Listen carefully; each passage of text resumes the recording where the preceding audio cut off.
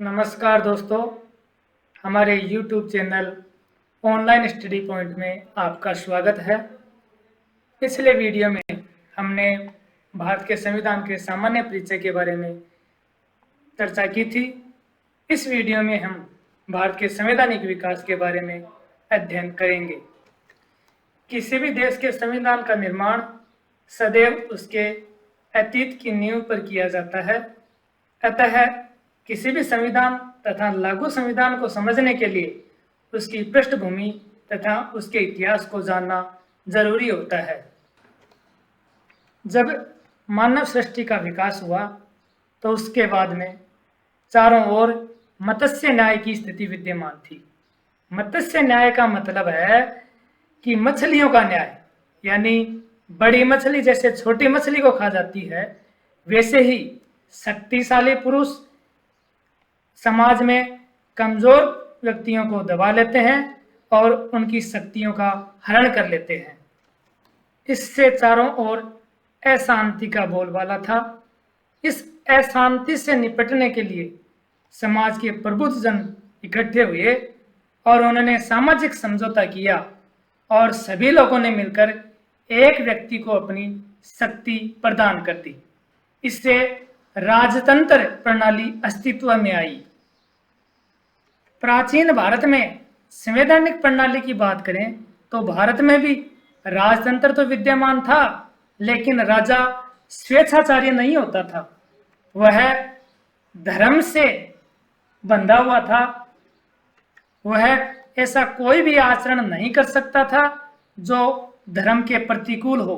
इसके अलावा भारतीय राजतंत्र में बाद में सभा और समिति जैसी संस्थाएं भी अस्तित्व में आई। यह सभा और समिति राजा को कानून निर्माण और प्रशासन में सलाह प्रदान करती थी। राजा के लिए सभा और समिति की बात को ठुकराना बहुत ही चुनौतीपूर्ण होता था। इसलिए राजा लगभग सभा और समिति के सलाह को अवश्य मानता था। ऋग्वेद और अथर्ववेद में सभा और समिति का उल्लेख मिलता है। राजतंत्र के साथ साथ में भारत में गणतंत्र का भी उल्लेख मिलता है। ऐत्रेय ब्राह्मण, पाणिनि की अष्टाध्यायी, कौटिल्य का अर्थशास्त्र, अशोक स्तंभ में भारत में अनेक गणतंत्रों का विद्यमान होना दर्शाया गया है। कौटिल्य के अर्थशास्त्र में तो लिखा है कि अत्याचारी शासक का कोई दैवीय अधिकार नहीं होता। पहले माना जाता था कि राजा धरती पर ईश्वर का प्रतिनिधि होता है और वह धरती पर साक्षात देवता समान होता है, लेकिन अर्थशास्त्र में यह स्पष्ट रूप से कहा गया है कि जो कोई राजा अत्याचारी हो है वह देवता नहीं है और उसको नहीं कोई देवी अधिकार प्रदान होंगे। मनु ने मनुस्मृति में लिखा है कि जैसे पागल कुत्ता समाज के लिए बहुत ही हानिकारक होता है और ऐसे पागल कुत्ते को तुरंत मार देना चाहिए, वैसे ही अत्याचारी शासक भी जनता के लिए अहितकर सिद्ध हो सकता है। इसलिए ऐसे अत्याचारी शासक को पागल कुत्ते के समान ही तुरंत मार देना चाहिए। भारत में राजतंत्र में बाद में सभा और समिति जैसी संस्थाएं तो लुप्त हो गई, लेकिन निचले स्तर पर, ग्राम स्तर पर ग्राम सभा जैसी निकायें बाद में भी कई समय तक जीवित रही। अब बात करते हैं आधुनिक भारत की। आधुनिक भारत में अंग्रेजी शासनकाल में किस प्रकार से संवैधानिक विकास होता है। हमने इतिहास में पढ़ा कि 31 दिसंबर 1600 ईस्वी को लंदन में ईस्ट इंडिया कंपनी अस्तित्व में आई और उसने जल्द ही महारानी एलिजाबेथ से 15 वर्ष के लिए शाही चार्टर प्राप्त कर लिया और इस चार्टर के अनुसार ईस्ट इंडिया कंपनी को भारत तथा दक्षिण पूर्वी एशिया के कुछ क्षेत्रों के साथ व्यापार करने का एकाधिकार मिल गया। इधर 1707 ईस्वी में मुगल सम्राट औरंगजेब की मृत्यु के बाद में मुगल साम्राज्य का पतन की शुरुआत हो गई और भारत में मुगल साम्राज्य के समानांतर अनेक शक्तियां अस्तित्व में आ गई। ईस्ट इंडिया कंपनी भी शुरुआत में तो भारत में व्यापार करने के मकसद से ही आई, लेकिन धीरे धीरे उसकी प्रशासन में रुचि उत्पन्न होने लगी। 1757 के प्लासी के युद्ध के बाद में, क्योंकि इस युद्ध में बंगाल के नवाब की हार हो गई थी, तो इस युद्ध के बाद में कंपनी के शासन का हस्तक्षेप शुरू हो गया। 1764 के बक्सर के युद्ध के बाद में अवध के नवाब और कंपनी के बीच में 1765 में इलाहाबाद की संधि होती है। इस संधि के अनुसार कंपनी को बंगाल, बिहार, उड़ीसा में राजस्व वसूल करने का अधिकार मिल गया। 1765 से लेकर 1772 ईस्वी तक भारत में दोहरा शासन रहा, क्योंकि प्रशासन का दायित्व तो नवाब के हाथ में था, जबकि सेना का प्रशासन और राजस्व वसूल करने का अधिकार कंपनी के हाथ में था। इस दोहरे शासन की अंत होता है 1773 के रेगुलेटिंग एक्ट के द्वारा। इस एक्ट का नाम रेगुलेटिंग एक्ट इसलिए पड़ा, रेगुलेट सबसे, और रेगुलेट का मतलब है कि भारत में कंपनी के शासन की शुरुआत होती है और कंपनी के शासन का नियमितीकरण होता है। इस एक्ट को चार्टर एक्ट भी कहा जाता है, क्योंकि चार्टर का मतलब है अधिकार से। तो इस एक्ट के द्वारा कंपनी को 20 वर्ष के लिए भारत में शासन और व्यापार करने का अधिकार ब्रिटेन के शासन के द्वारा प्रदान कर दिया गया। और बाद में भी 1773 के बाद में 1793, 1813, 1833 में कंपनी को ब्रिटिश सरकार की तरफ से 20 वर्ष के लिए भारत में शासन और व्यापार करने का अधिकार दे दिया गया। इस एक्ट के द्वारा पहली बार भारत में कंपनी के शासन के लिए लिखित संविधान की शुरुआत हुई। इस एक्ट में बंगाल के गवर्नर को गवर्नर जनरल का नाम दे दिया गया, क्योंकि उस समय बंगाल के गवर्नर थे वारेन हेस्टिंग्स, इसलिए वारेन हेस्टिंग्स ही बंगाल के पहले गवर्नर जनरल हुए। गवर्नर जनरल को आज की स्थिति में समझें तो गवर्नर को जिस प्रकार से भारत में राज्यपाल को अधिकार प्राप्त हैं, वैसे ही गवर्नर को अधिकार प्राप्त थे। उस समय बंगाल के अलावा मद्रास में और बंबई में भी प्रेसिडेंसी स्थापित थी। अब बंगाल के गवर्नर को तो बना दिया गया गवर्नर जनरल, जबकि बंबई और मद्रास के में गवर्नर ही रहा। 1773 में बंगाल, बंबई और मद्रास की स्थिति कैसी थी वो अपन नक्शे में देखते हैं। जो आपकी स्क्रीन पर भारत का नक्शा प्रदर्शित हो रहा है, उसमें जो ग्रीन कलर का बंगाल दिखा रखा है, उसमें बांग्लादेश, पश्चिम बंगाल, बिहार, कुछ हिस्सा उड़ीसा और कुछ हिस्सा झारखंड का बंगाल में स्थित था।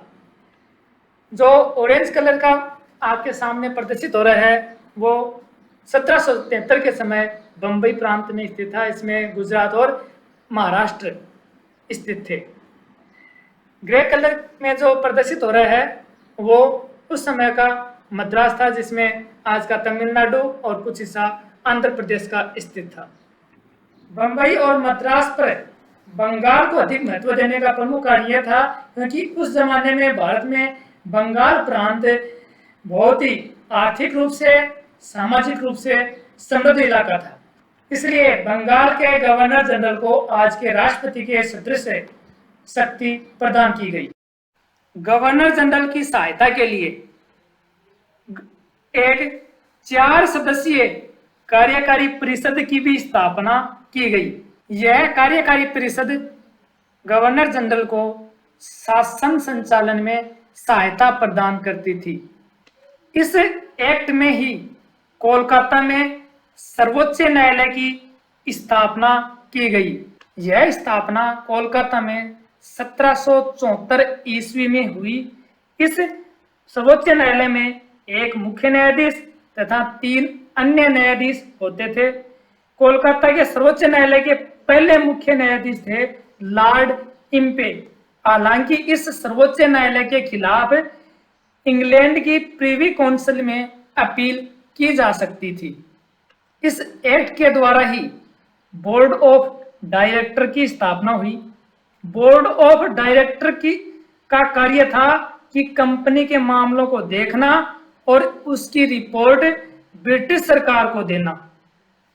गवर्नर जनरल भी कानून निर्माण में स्वतंत्र तो था, लेकिन कानून निर्माण से पूर्व बोर्ड ऑफ डायरेक्टर से पूर्वानुमति लेनी होती थी। 1773 के रेगुलेटिंग एक्ट के बाद में ब्रिटिश सरकार द्वारा पिट्स इंडिया एक्ट 1784 बनाया गया। इस एक्ट के द्वारा पुनः भारत में दोहरे शासन की स्थापना होती है, क्योंकि कंपनी के व्यापारिक और राजनीतिक कार्यों को अलग अलग कर दिया गया। व्यापारिक कार्य तो ईस्ट इंडिया कंपनी के अधीन थे, जबकि राजनीतिक, सैन्य और राजस्व संबंधी कार्य नियंत्रण बोर्ड के अधीन थे। इस एक्ट में गवर्नर जनरल की जो कार्यकारी परिषद थी, उसमें सदस्यों की संख्या को 4 से घटाकर 3 कर दिया गया। 1793 का चार्टर अधिनियम, इस अधिनियम के द्वारा कंपनी के अधिकारों को 20 वर्ष के लिए पुनः बढ़ा दिया गया और नियंत्रण बोर्ड के सदस्यों का वेतन भी भारतीय कोष से दिया जाने लगा। 1773 के चार्टर अधिनियम के बाद में 20 वर्ष बाद में 1813 का चार्टर एक्ट अस्तित्व में आता है। इस एक्ट के अनुसार कंपनी के अधिकार पुनः 20 वर्ष के लिए बढ़ा दिए गए, लेकिन कंपनी को भारत में व्यापारिक एकाधिकार समाप्त कर दिए गए। इसके साथ में ही इंग्लैंड के अन्य कंपनियों के लिए भी भारत में व्यापार के लिए द्वार खोल दिए गए, लेकिन चाय के मामले में कंपनी को व्यापारिक एकाधिकार भारत में अभी भी विद्यमान था और इसी के साथ में ईसाई धर्म के प्रचार के लिए भी ईसाई मिशनरियों को भारत में अनुमति मिल गई। 1833 का चार्टर एक्ट, इस एक्ट के द्वारा भारत में कंपनी के अधिकार 20 वर्ष के लिए पुनः बढ़ा दिए गए। इस एक्ट के माध्यम से भारत में केंद्रीयकरण का प्रारंभ होता है, क्योंकि बंगाल के गवर्नर जनरल को पूरे भारत का गवर्नर जनरल बना दिया गया, क्योंकि उस समय बंगाल के गवर्नर जनरल थे लॉर्ड विलियम बेंटिंग, इसलिए भारत के पहले गवर्नर जनरल हुए लॉर्ड विलियम बेंटिंग। साथ ही बंबई और मद्रास की विधायी शक्ति को भी समाप्त कर दिया गया। विधायी शक्ति से तात्पर्य है कानून निर्माण करने की शक्ति, यानी बंबई और मद्रास के गवर्नरों से कानून निर्माण की शक्ति को छीनकर पूरे भारत के लिए ही गवर्नर जनरल को दे दी गई। साथ ही कंपनी के व्यापारिक कार्यों को भी समाप्त कर दिया गया, यानी चाय का जो भारत में ईस्ट इंडिया कंपनी को एकाधिकार था, वो एकाधिकार भी अब समाप्त कर दिया गया। इस प्रकार ईस्ट इंडिया कंपनी विशुद्ध रूप से राजनीतिक संस्था बन गई। गवर्नर जनरल की परिषद में विधि सदस्य लॉर्ड मैकाले की नियुक्ति की गई। लॉर्ड मैकाले कानून निर्माण से संबंधित गवर्नर जनरल को सलाह प्रदान करता था। इस एक्ट में दास प्रथा को गैर कानूनी घोषित कर दिया गया। फलस्वरूप 1893 में दास प्रथा की समाप्ति की घोषणा कर दी गई। हमने पढ़ा कि 1773, 1793, 1813 और 1833 में जो कंपनी को 20-20 साल के लिए अधिकार प्रदान किए जा रहे थे, वो अधिकार 1853 के चार्टर एक्ट में प्रदान नहीं किए गए। यानी कंपनी के शासन को तो स्वीकार किया गया, लेकिन उसकी अवधि को निश्चित नहीं किया गया। इस एक्ट के द्वारा सिविल सेवाओं की खुली प्रतियोगिताओं का भी आयोजन शुरू हो गया, यानी अब भारतीय भी सिविल सेवाओं की परीक्षा में बैठ सकते थे और बंगाल के लिए पृथक से गवर्नर जनरल की नियुक्ति कर दी गई। इस एक्ट की मुख्य बात यह भी है कि गवर्नर जनरल के विधायी और प्रशासनिक कार्यों में विभाजन किया गया और एक विधायी परिषद बनाई गई जिसमें 6 सदस्य शामिल किए गए। 1853 के एक्ट के समय भारत के गवर्नर जनरल थे लॉर्ड डलहौजी। अब बात डलहौजी की करते हैं। लॉर्ड डलहौजी ने भारतीय राजाओं के साम्राज्य को हड़पने के लिए एक नीति अपनाई। उस नीति का नाम है हड़प नीति, यानी देशी राजाओं के राज्यों को हड़पने की नीति। इसके तहत उन्होंने गोद निषेध प्रथा लागू की, जिससे भारतीय राजा नाराज हो गए और उन्होंने गोद निषेध प्रथा को बंद करने की मांग की, लेकिन उनकी मांग को स्वीकार नहीं किया गया। इससे बाद में जब 1857 का स्वतंत्रता संग्राम होता है तो कुछ देशी राजाओं ने और सैनिकों ने इंग्लैंड की ईस्ट इंडिया की कंपनी के खिलाफ आंदोलन की शुरुआत कर दी। इस आंदोलन को वीर सावरकर ने भारत का प्रथम स्वतंत्रता संग्राम कहा है, जबकि इंग्लैंड के विद्वानों ने सिर्फ इसे सैनिक क्रांति की संज्ञा दी है। लेकिन यह स्वतंत्रता संग्राम असफल होता है और 1858 तक आते आते इस स्वतंत्रता संग्राम पर अंग्रेजों ने निजात पा ली। लेकिन ब्रिटिश सरकार ने अब शासन व्यवस्था में काफी परिवर्तन आरंभ कर दिए और भारत के लिए 1858 का अधिनियम बनाया गया। इस अधिनियम के द्वारा ईस्ट इंडिया कंपनी के शासन का अंत कर दिया गया और शासन का उत्तरदायित्व ब्रिटिश क्राउन और संसद को दे दिया गया। यानी पहले जो भारतीय जनता और ब्रिटिश क्राउन के बीच में ईस्ट इंडिया कंपनी थी, उसको हटा के सीधा भारतीय जनता ब्रिटिश क्राउन के अधीन आ गई। भारत के गवर्नर जनरल को गवर्नर जनरल एवं वायसराय नाम दे दिया गया। भारत में उस समय दो तरह के राज्य थे, एक तो ब्रिटिश शासित राज्य और दूसरे देशी राजाओं के राज्य। तो जो ब्रिटिश शासित राज्य थे उनमें तो गवर्नर जनरल कहा गया और देशी राजाओं के जो राज्य थे उनमें गवर्नर जनरल को वायसराय कहा गया। ब्रिटिश मंत्रिमंडल में एक नया मंत्री पद सृजित किया गया जिसे भारत मंत्री कहा गया। ब्रिटेन में मंत्रियों को सचिव भी कहा जाता है, इसलिए हम कहीं कहीं भारत मंत्री की जगह भारत सचिव नाम भी मिलता है। भारत मंत्री की सहायता के लिए 15 सदस्यीय भारत परिषद की स्थापना की गई और इस परिषद के कार्यालय को भारत कार्यालय कहा गया। भारत मंत्री ही ब्रिटिश संसद में भारत का बजट प्रस्तुत करता था। इस एक्ट के द्वारा रियासतों को हड़पने की नीति समाप्त कर दी गई, क्योंकि अधिकतर देशी राजाओं ने 1857 के स्वतंत्रता संग्राम में ब्रिटिश सरकार को पूरा सहयोग प्रदान किया था। 1858 के अधिनियम में सुधार के लिए भारत परिषद अधिनियम 1861 लाया गया। अब गवर्नर जनरल की विधान परिषद में सदस्य संख्या बढ़ा दी गई, यानी सदस्य संख्या न्यूनतम 6 और अधिकतम 12 हो सकती थी। लेकिन विधान परिषद के सदस्यों में आधे सदस्य गैर सरकारी सदस्य होना आवश्यक था। गैर सरकारी सदस्यों से मतलब है कि वे गैर सरकारी सदस्य ब्रिटिश सरकार से संबंधित नहीं होने चाहिए। इससे विधान परिषद में भारतीयों को शामिल करने का रास्ता साफ हो गया और 3 भारतीयों को विधान परिषद में शामिल भी किया गया। ये 3 भारतीय थे, पाटियाला के महाराजा, बनारस के राजा और सर दिनकर राव। कार्यपालिका परिषद में भी सदस्य संख्या 5 कर दी गई। यहाँ ध्यान देने वाली बात है यह है कि विधान परिषद में गैर सरकारी सदस्य तो शामिल किए गए, लेकिन इनको नाममात्र के अधिकार प्राप्त थे, यानी ये न तो प्रश्न पूछ सकते थे और न ही बजट के समय बहस कर सकते थे।